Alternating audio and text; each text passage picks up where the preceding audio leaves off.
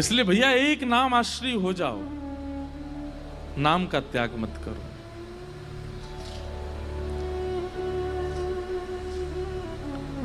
एक भगवान के परम भक्त थे केशवदास। क्या नाम था? केशवदास।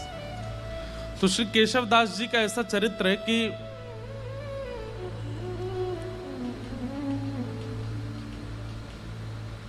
एक बार कहीं कथा में बैठे थे।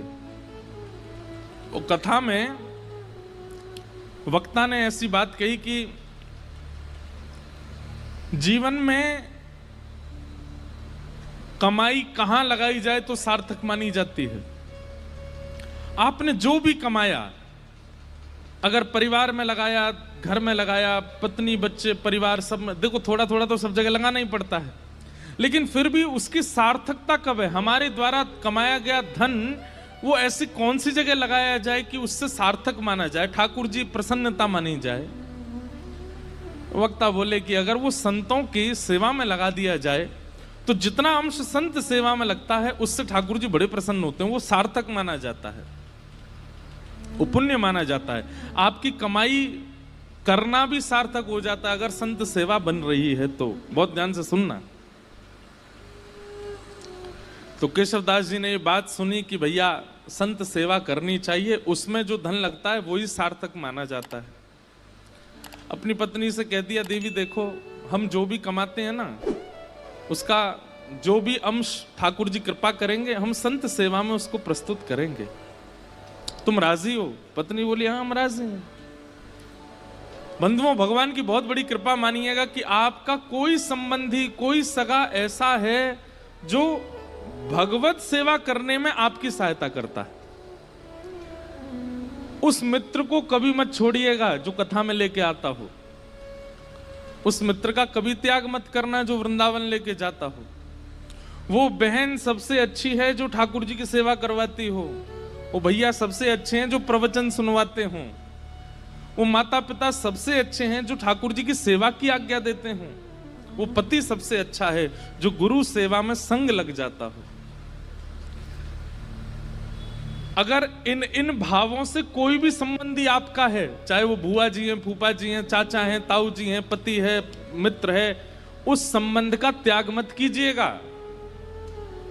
चाहे वो जीवन में आगे चल करके भले ही पद भ्रष्ट हो जाए तो भी उसका त्याग मत कीजिएगा।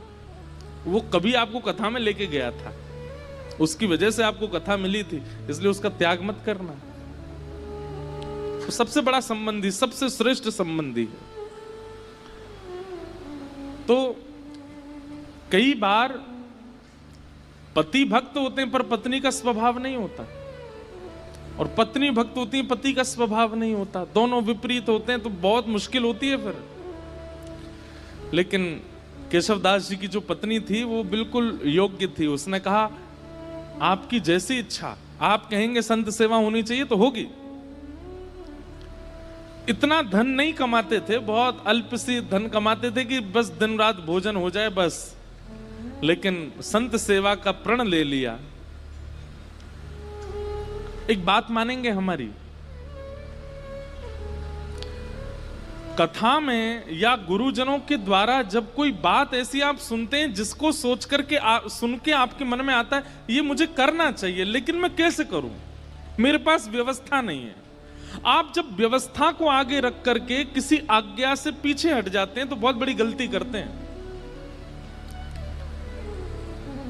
कोई आज्ञा ऐसी हुई, कोई बात ऐसी कथा में सुनी या गुरुजनों से सुनी, वो बात सुनकर के आपके मन में आया ये मुझे करना चाहिए, लेकिन मेरे यहां व्यवस्था नहीं है। व्यवस्था का विचार ही मत करो। जैसे ही आपको लगा कि मुझे करना चाहिए, आप करने लग जाओ। जिन महापुरुष से आपने सुना या जिस ग्रंथ की बात आप सुन के आए हो वो सामर्थ्य प्रदान करेंगे, व्यवस्था कर देंगे, आप बस लगना शुरू करो उसमें।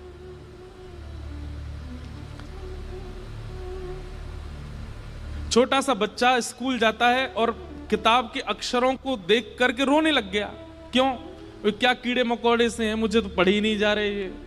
मैं कैसे अपने पिता की तरह बनूंगा, मैं कैसे अपने चाचा की तरह बनूंगा, ये तो मुझसे पढ़ने में ही नहीं आ रहे। अरे भाई प्रयास तो कर, तो प्रयास करेगा तो धीरे धीरे समझ में आने लगेंगे। हम लोग हिंदू हैं, अगर अभी हिंदी अक्षर के 1 2 3 4 5 6 प्रकट कर दिए जाएं तो हमसे पढ़े नहीं जाएंगे, वो अक्षर भी हमें समझ में आने वाले नहीं है। प्रयास करेंगे तो सब समझ में आता है। इसलिए कभी कोई आज्ञा ऐसी आप सुनते हैं और उसके प्रति आपका भाव बनता है कि ये मुझे करना चाहिए। मान लीजिए किसी महापुरुष की वाणी से आपने सुना कि संत सेवा करनी चाहिए, सप्ताह में 1 दिन निश्चित कर लो कि चाहे धूड़ के करके आए संत सेवा करेंगे। आपके मन में आया कि मेरा मन तो हो रहा है कि मैं करूं, पर कैसे करूं? क्यों? व्यवस्था नहीं है, चाहे धन की कमी है, चाहे परिवार में कोई साथ देने वाला नहीं है, आदि आदि जो भी व्यवस्था का चिंतन करके रुकिए मत। मुझे संत सेवा करनी चाहिए, ठीक है, अगले सोमवार से मैं सोमवार संत सेवा करूंगा। आप तनिक से प्रारंभ तो करिए। आप प्रारंभ करोगे, पूरा ठाकुर जी कराएंगे। केशव दास जी के चरित्र से सीखने को मिलेगा आपको। केशव दास जी की व्यवस्था इतनी उचित नहीं थी कि वो संत सेवा कर सकते हैं, लेकिन कथा में सुन लिया तो मन बना लिया कि अब सेवा मुझे करनी है, और पत्नी का साथ लेकर के जो भी धन कमाते थे उससे बढ़िया प्रसादी बनाते, संतों को निमंत्रण देते, घर पर संत आते, प्रसाद पाते। भगवान की दया से इतना ही प्रसाद बनता कि संत जन पा लेते, उनके लिए नहीं बच पाता था। तो दोनों क्या करते, जो संतों की शीत प्रसादी होती थी उसी को इकट्ठा करते, उसी को पा लेते। कभी कभी वो मिल भी नहीं पाती थी, अब संतों से थोड़ी कहेंगे कि छोड़ जाना थोड़ा, वो बेचारे प्रेम से पाते थे तो कई बार मिलता भी नहीं था, लेकिन संत सेवा बनने लगी। लेकिन ठाकुर जी बहुत दिन तक अनुकूलता रहने नहीं देते। लिख लीजिएगा इस बात को, अगर बहुत प्रसन्नता में जीवन निकल रहा है, भूलिएगा नहीं, आएगा दुख, निश्चित आएगा। बहुत धन के साथ में अभिमान हो गया है कि मैं कुछ भी खरीद सकता हूं, मैं कुछ भी कर सकता हूं, मैं कुछ भी बना सकता हूं, मैं कहीं भी जा सकता हूं। एक दिन आएगा, कहीं जाने लायक नहीं रहोगे। और ये विपरीत स्थिति में भी सुनिए, अगर बहुत कष्ट में जीवन जा रहा है तो परेशान मत होइए, एक दिन सुख आएगा। आज इतनी धन की व्यवस्था नहीं है कि आप एक ही वस्त्रों को 5-5 दिन तक पहनते हैं, है ही नहीं वस्त्र, चिंता मत कीजिए, एक दिन ठाकुर जी अनुग्रह कुछ करेंगे। एक स्थिति कांस्टेंट किसी की नहीं रह सकती, परिवर्तन तो होता है, चाहे वो वैष्णव हो चाहे वो संसारी हो। तो केशवदास जी सेवा करते थे। अब धीरे धीरे क्या हुआ, उनका धन जो था खत्म होने लगा, अब सेवा के लिए धन नहीं बचा। उन्होंने कर्जा लेने का मन बनाया कि मैं कर्जा ले लेता हूं, संत सेवा नहीं छूटनी चाहिए। अब बेचारा कोई धनवान नहीं होता, सामान्य होता तो उसको कोई कर्जा भी नहीं देता। बाजार में निकल गए कर्जा लेने के लिए कि कोई हमें थोड़ी सी सेवा कर दो तो हम संत सेवा करेंगे। किसी ने भी उनको देने से मना कर दिया। लेकिन एक चतुर व्यापारी था, जब ये गए उसके पास, बोले आप जो कहेंगे हम ब्याज सहित आपको वापस कर देंगे, हमें थोड़ा सा धन दे दो, संत सेवा करनी है। तो व्यापारी ने कहा ठीक है हम दे देंगे तुमको धन, लेकिन बदले में हमको ब्याज सहित धन नहीं चाहिए, एक सेवा कर दो हमारी। ये तो नाचने लगे, बोले आप जो कहोगे सो करूंगा। क्या करना है पूछा नहीं। हम आप सब लोग होते तो पूछते, भाई हम जितना धन ले रहे हैं उसके समान ही मेहनत करेंगे। बोले आप धन दे दीजिए, मैं संत सेवा कर रहा हूं, उसके बाद आ जाऊंगा, आप जो कहोगे करने को तैयार हूं। धन दे दिया, संत सेवा हो गई। संत सेवा करने के बाद पत्नी से कह दिया देखो अब अगले 1 हफ्ते के लिए हमारे पास में खूब संपत्ति आ गई है, अब तुम चिंता मत करो, संतों की सेवा पर मैं किसी को कर्जा चुकाने जा रहा हूं। तो कर्जा कैसे चुकाओगे, आप धन तो है नहीं। बोले वो सेवा करनी है, उसी से चुक जाएगा। एक भला आदमी मिल गया, उसने कहा कि पैसा मत लौटाना, सेवा कर देना। केशवदास जी लौट करके गए उसके पास, बोले भैया बताइए क्या सेवा करनी है। आप कहें तो बर्तन मांज दूं, झाड़ू लगा दूं, पोंछा कर दूं, पुताई कर दूं, क्या करना है आप बताओ। बोले हमारी एक जमीन है, वहां पर कुआं खोदना है, कुआं खोदना है। कुआं खोदने का मतलब समझते हैं? कितनी गहराई में जाना पड़ेगा, जब तक जल ना आ जाए तब तक खोदते रहो, और जब वो जल निकलना प्रारंभ हो जाए उसके बाद भी कितने फीट अंदर तक खोदना पड़ेगा, फिर चिनाई करनी पड़ेगी, कुएं में पूरा उसको आकृति देनी पड़ेगी, फिर बहुत दिन तक जल खींचना पड़ेगा, सारा मतमैला जल निकल के जब बिल्कुल स्वच्छ जल आ जाएगा तब कुएं का निर्माण होगा। इतना तो धन भी नहीं लिया था उन्होंने जितना उनको सेवा दे दी, लेकिन प्रसन्न हो गए। जो आ गया, कहां जाना है बताइए। एक बार भी ये नहीं कहा कि आप ऐसी सेवा कैसे करा सकते हैं। पहुंच गए फावड़ा लेकर के और लगे, जैसे करते निकालते फेंकते करते मिट्टी, तो वो एक गति जैसी बन गई थी। फावड़े चलने की आवाज, मिट्टी भरने की आवाज, फिर उसको दूर फेंकने, उसकी जो वो धुन बन गई थी उसमें इतना उनको सुख मिलने लगा था कि वो राम राम जपते हुए ये करते थे। और उन्होंने नियम लिया कि ये मैं अपनी संत सेवा चुका रहा हूं, किसी से लिए थे मैंने धन संत सेवा, वो चुका रहा हूं। मैं नियम रखूंगा कि मैं इस पूरे क्रियाकलाप में संसारी बात नहीं करूंगा, केवल राम राम बोलूंगा। कुआं खोदते जा रहे हैं। 2-3 दिन बाद पत्नी को लगा ये कहां जाते हैं, सुबह के जाते हैं रात तक आते हैं। पत्नी भी आ गई, संत सेवा करके आती थी, उसको कहते थे कि अब गहरा हो गया है, तुम मिट्टी में भर के दिया करूंगा, तुम फेंक दिया करना, और सुनो कोई संसारी अपवाद विवाद नहीं, केवल राम नाम बोलना।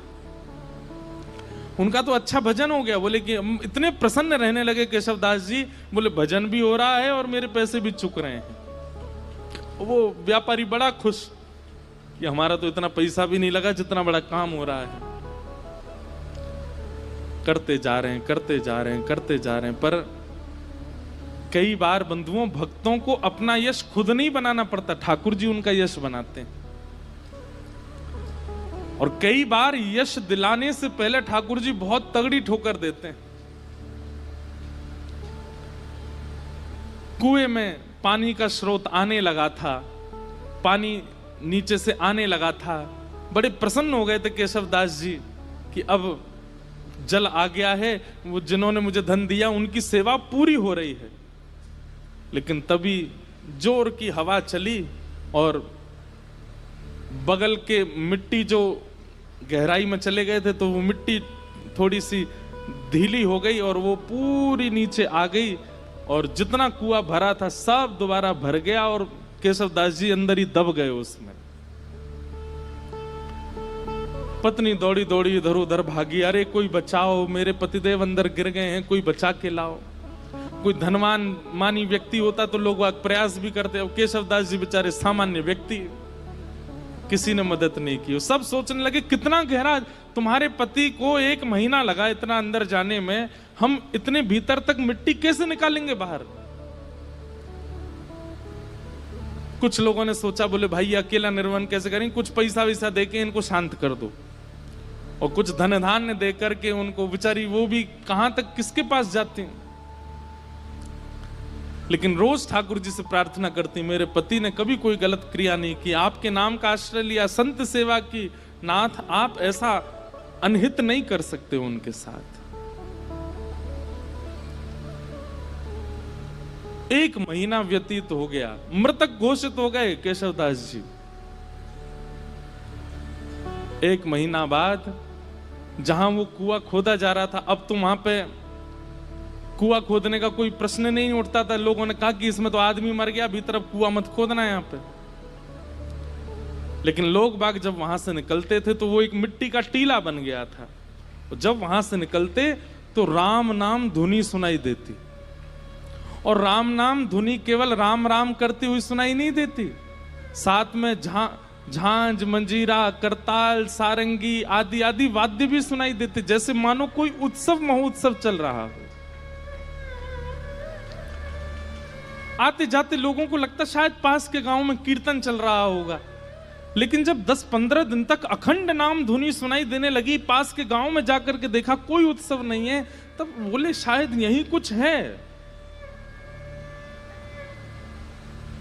तभी एक राजा को ये बात पता चली। उस राजा ने अपने सैनिकों को लगवा करके पूरी मिट्टी निकलवाई वहां से, और भीतर जाकर के जब देखा तो एक मट्टी का एक मानो जैसे कुंज जैसी बन गई थी, और उस कुंज के भीतर सुंदर पात्र में सुंदर प्रसादी रखी थी, और प्रसादी के साथ ही भीतर एक दिया जल रहा था, और वहां पर श्री केशवदास जी बैठ करके कीर्तन कर रहे थे, और उनके कीर्तन के साथ में वहीं के जितने जीवाणु आदि थे वे सभी मानो जैसे करताल मंजीरा आदि ढोल बजा करके उनके कीर्तन को सार्थक कर रहे थे। ये देख करके सब हैरान रह गए। नाम का बल ये सामान्य बात नहीं है। नाम का आश्रय लेने वाला व्यक्ति कैसी भी परिस्थिति में हो, नाम सब सुलभ कराने की सामर्थ्य रखता है। ठाकुर जी के नाम में इतना बल है। हमारे गोवर्धन में एक बाबा गए, गुरु दीक्षा लेने के बाद अपने गुरु जी से कहा, आप जो आज्ञा देंगे मैं उसको पूरी करूंगा, आप बस आज्ञा दीजिए। गुरु जी ने भी ऐसी आज्ञा दी जो बाबा कर ही नहीं सकते थे। क्या?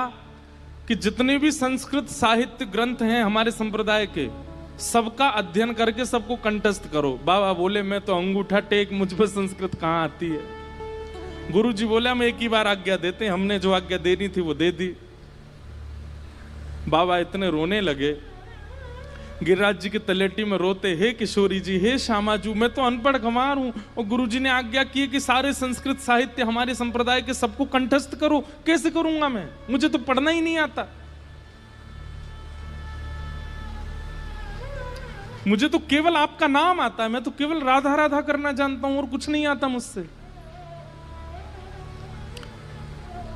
इसी चिंता में रोने लगे, राधा राधा पुकारते पुकारते रोते थे कि मुझ पर तो कुछ भी नहीं आता, मैं अपनी गुरु इच्छा गुरु आज्ञा को कैसे पूरी करूं। 4-5 दिन तक तो रुदन किया, 5वें दिन मानसी गंगा में डूब करके प्राण त्यागने को तैयार हो गए। बोले अब मैं प्राण त्याग दूंगा, अब जीवित रहने का मेरा कोई, मैं गुरु इच्छा पूरी नहीं कर पा रहा, गुरु आज्ञा पूरी नहीं कर पा रहा, और मेरी उम्र अब 50 की हो चुकी है, अब मैं कहां से पढ़ना सीखूं, कैसे याद करूं। मानसी गंगा में जैसे ही अपने प्राण त्यागने के लिए कूद ही रहे थे, तभी किशोरी जी प्रकट हो गई, और किशोरी जी प्रकट होकर के बोली, क्यों अपने प्राण त्याग रहे हो? बोले कि हे स्वामिनी जी, मेरे गुरु ने आज्ञा की, मेरा सौभाग्य कि आपके मुझे दर्शन हो गए, पर मेरे गुरु ने मुझे आज्ञा की कि सारे संस्कृत साहित्य याद करो, कैसे करूं, मैंने तो पढ़ा लिखा ही नहीं हूं। किशोरी जी ने कहा अपनी जीभ बाहर निकालो, और बाबा ने अपनी जीभ बाहर निकाली। श्यामा जी ने वो जीभ पकड़ करके और एक सीख से उस पर कृष्ण लिख दिया, और कृष्ण लिख करके कहा अब जाओ, तुमने जीवन भर नाम गाया है मेरा, और उससे श्री कृष्ण प्रसन्न हुए हैं। श्री किशोरी जी का नाम गाने से किशोरी जी प्रसन्न नहीं होती हैं, ठाकुर जी प्रसन्न होते हैं, और ठाकुर जी का नाम गाने से किशोरी जी प्रसन्न होती हैं। बोले आपने जीवन भर मेरा नाम गाया और कुछ आपको नहीं आता है, इसलिए ठाकुर जी बड़े प्रसन्न है, और उन्होंने प्रसन्न होकर के कहा है कि मेरी जितनी सिद्धियां उनमें एक विद्या सिद्धि है, वो विद्या सिद्धि आप इसको दे आओ श्री जी, अब जाओ, अब तुम्हें पढ़ने की भी आवश्यकता नहीं है, तुम बस गुरु जी जो प्रश्न करें सबका उत्तर देते जाना, सारा साहित्य तुम्हारी जिह्वा पर विराजमान हो गया। जैसे ही गए, गुरु जी ने कहा कि पढ़ाए? बोले हाँ, 5 दिन पहले तो हमने आज्ञा दी, बड़ी जल्दी पढ़ाए। बोले गुरुजी आप आज्ञा करें, कौन सा साहित्य कौन सा ग्रंथ सुनाऊं? गुरुजी ने ग्रंथ का नाम बोला तो बैठ करके पूरा ग्रंथ सुना दिया। बोले कैसे प्रकट हुआ? बोले केवल नाम का आश्रय, श्री जी के नाम की कृपा हुई है, मैं पढ़ा लिखा नहीं हूं, श्री जी ने कृपा करके अपने नाम की कृपा से मुझे ये सब प्रदान कर दिया। इसका मतलब ये नहीं है किसी के पेपर हो तो रात भर राधे राधे बोलता रहे, हे किशोरी जी कल मेरा एग्जाम अच्छा हो जाए। लंबे समय तक नाम का आश्रय लीजिए, और उस नाम का आश्रय किसी कार्य की सिद्धि के भाव से मत लीजिए, बस नाम का आश्रय लीजिए। कार्य सब अपने आप ठीक हो जाएंगे। सत्यम परम धीमहि, परम सत्य भगवान का नाम है, उसे हम बारंबार प्रणाम करते हैं। धर्म प्रोजित कई तवोत्र परमो निर्मत्सराणां सताम् वैद्यं वास्तवमत्र वस्तु शिवदं तापत्रयोन्मूलनम् श्रीमद्भागवते महामुनिकृते किं वा परैरीश्वर सद्यो हृद्यवरुध्यते त्रिकृतिभिः शुश्रूषुभिस्तत्क्षणात्। धर्म प्रोजित कई तवोत्र परमो, परम धर्म की इच्छा चित्त में प्रकट होना, ये विषय है भागवत जी का। परम धर्म का मतलब क्या होता है?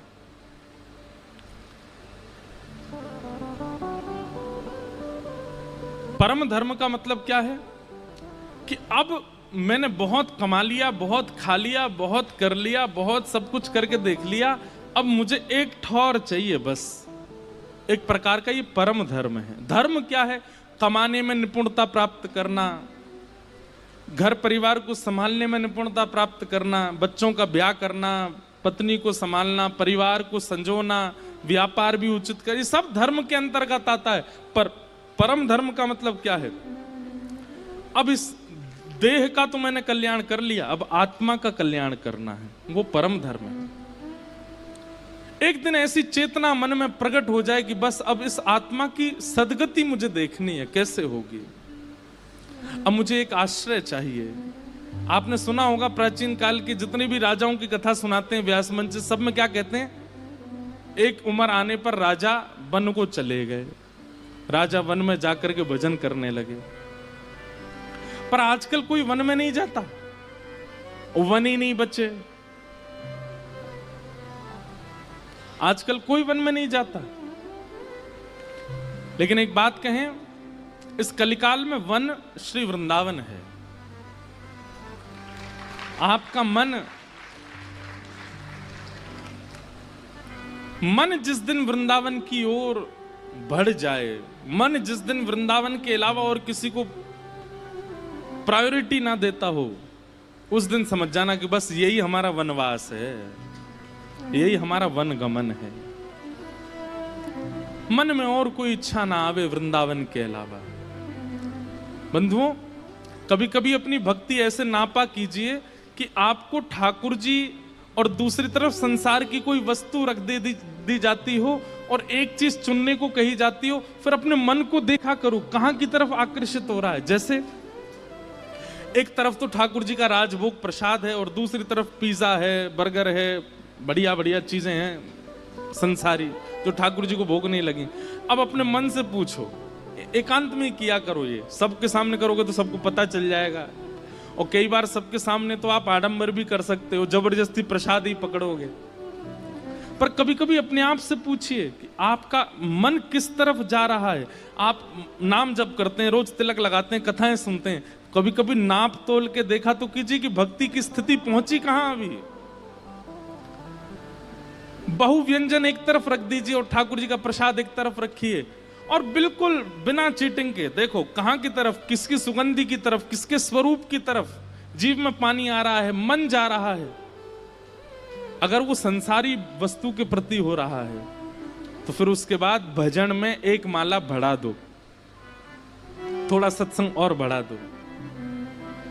और यदि वो ठाकुर जी के प्रसाद की ओर भाग रहा है, बहु व्यंजन सामने रखें लेकिन मन में इच्छा ही प्रकट नहीं हुई, ठाकुर जी का प्रसाद प्रधान है, अब ये समझ जाओ कि हमारे गुरु की कृपा, हमारे भजन का प्रभाव, हमारी सत्संग, हमारे पुण्यों का प्रभाव, ठाकुर जी हमें प्रिय लग रहे हैं। अब प्रसन्न हो जाओ। स्थानों को रखो, एक तरफ अपॉर्चुनिटी है आपके पास कहीं विदेश जाने की और एक तरफ अपॉर्चुनिटी है फ्री समय हम वृंदावन भी जा सकते हैं। कहां जाना चाहिए? लेकिन मन में विदेश का ही आएगा। यहां बोल रहे हो आप लोग, आप विदेश जाने के लिए पहले हां करोगे, वहां जाना है। कभी कभी ये नाप तोल करके देखा कीजिए कि कहां की तरफ रुझान ज्यादा है, और यदि वो रुझान भगवत सेवा के प्रति, भगवत वस्तुओं के प्रति बढ़ रहा है, तो इसका मतलब क्या है? आप परम धर्म के मार्ग पर अब निकल चुके हो, अब उसके प्रयास और ज्यादा कीजिए। अब ठाकुर जी ने चुन लिया है, अब इस मार्ग को और निपुणता से इस मार्ग पर आगे बढ़िए। धर्म प्रौजत कई तवोत्र परमो निर्मत सराणाम सताम।